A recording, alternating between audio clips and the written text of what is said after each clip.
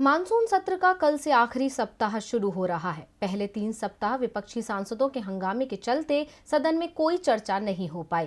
सरकार एक के बाद एक विधेयक पेश करती रही और बिना चर्चा के उन्हें पास कराती रही, जबकि संसद में विधेयकों पर चर्चा जरूरी मानी जाती है। सत्र बिना चर्चा के ही निकला जा रहा है और सरकार को इसकी चिंता नहीं दिख रही है। सरकार विपक्ष को ही इसके लिए दोषी मान रही है, जबकि विपक्ष लगातार चर्चा की मांग कर रहा है। और अब एक बार फिर विपक्षी दलों ने पीएम मोदी से कहा कि वो संसद में आएं और चर्चा के लिए तैयार हो जाएं। लेकिन क्या विपक्ष की मांग मानेंगे पीएम? देखिए ये रिपोर्ट। संसद में हंगामा मचा हुआ है। लोकसभा हो या राज्यसभा, विपक्ष पेगासस, कृषि कानून, महंगाई जैसे मुद्दों पर सरकार से चर्चा कराने की मांग पर अड़ गया है, जबकि सरकार इन मुद्दों पर चर्चा को तैयार नहीं है, जिस कारण सदन की कार्रवाई नहीं चल पा रही है।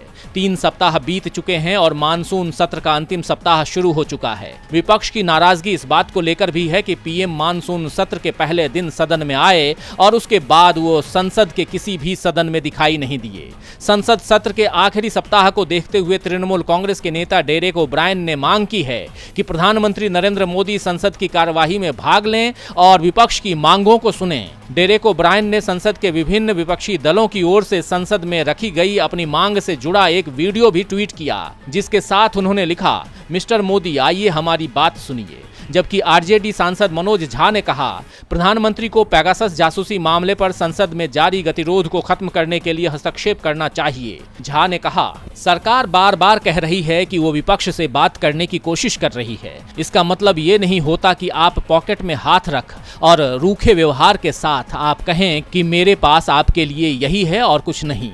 बात करने की कोशिश को दोहराकर सरकार गतिरोध पर सुलह के दरवाजे बंद करती आ रही है। तो मनोज झा ने कहा कि सरकार विपक्ष से बात करे और संसद की कार्रवाई को कुछ दिन आगे बढ़ाए ताकि अन्य जरूरी मुद्दों पर चर्चा हो सके। आपको बता दें कि 19 जुलाई को संसद का मानसून सत्र शुरू होने से पहले एक अंतर्राष्ट्रीय मीडिया संघ की ओर से दावा किया गया था कि देश के 300 लोगों के मोबाइल में पेगासस स्पाईवेयर के जरिए जासूसी की गई और इसके बाद से ही संसद में हंगामा मचा हुआ है। टीवी लाइव की रिपोर्ट।